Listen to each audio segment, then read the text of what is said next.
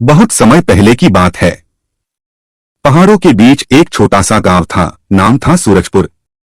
उस गांव में 3 अच्छे दोस्त रहते थे, गुड्डू, छुटकी और मोनू। गुड्डू था बहुत शरारती, छुटकी थी बहुत समझदार और मोनू, उसे तो बस खाना पीना सबसे ज्यादा पसंद था। गांव के बड़े बुजुर्ग हमेशा बच्चों को समझाते थे कि जंगल के उस पार मत जाना, वहां एक जादुई पेड़ है जो किसी को भी अपनी तरफ खींच लेता है। लेकिन बच्चों को जिज्ञासा तो होती ही है। एक दिन की बात है, तीनों दोस्त नदी किनारे खेल रहे थे कि तभी हवा का एक तेज झोंका आया और छुटकी की पतंग उड़कर सीधा जंगल की तरफ निकल गई। तीनों धीरे धीरे जंगल में दाखिल हुए। वहां पेड़ बहुत ऊंचे ऊंचे थे, चारों तरफ अजीब सी आवाजें आ रही थीं और माहौल थोड़ा डरावना था। तभी अचानक एक बड़ा सा पेड़ हिलने लगा।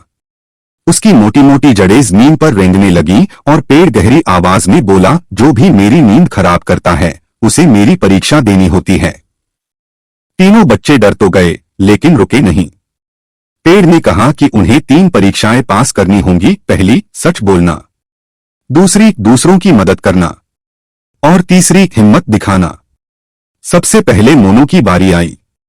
पेड़ ने पूछा कि उसे सबसे ज्यादा क्या पसंद है, पढ़ाई या खाना। मोनू पहले तो थोड़ा शर्माया, फिर ईमानदारी से मान लिया कि उसे खाना बहुत पसंद है।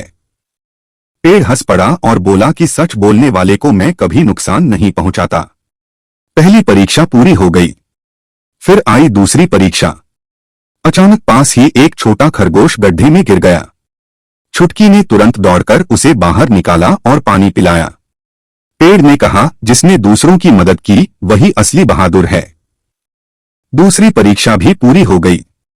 अब बारी थी गुड्डू की। अचानक और सामने एक डरावना भूत प्रकट हो गया। गुड्डू का दिल तो जोर जोर से धड़कने लगा, लेकिन उसने हिम्मत नहीं हारी। उसने निडर होकर कहा कि मैं अपने दोस्तों की रक्षा करूंगा, चाहे भूत सामने ही क्यों न हो। तभी भूत धुएं में बदलकर गायब हो गया। पेड़ खुश होकर बोला, शाबाश बच्चों, तुमने मेरी तीनों परीक्षाएं पास कर ली। अब मैं तुम्हें इनाम देता हूं। अचानक पेड़ की जड़ों से एक चमकता हुआ डिब्बा निकला।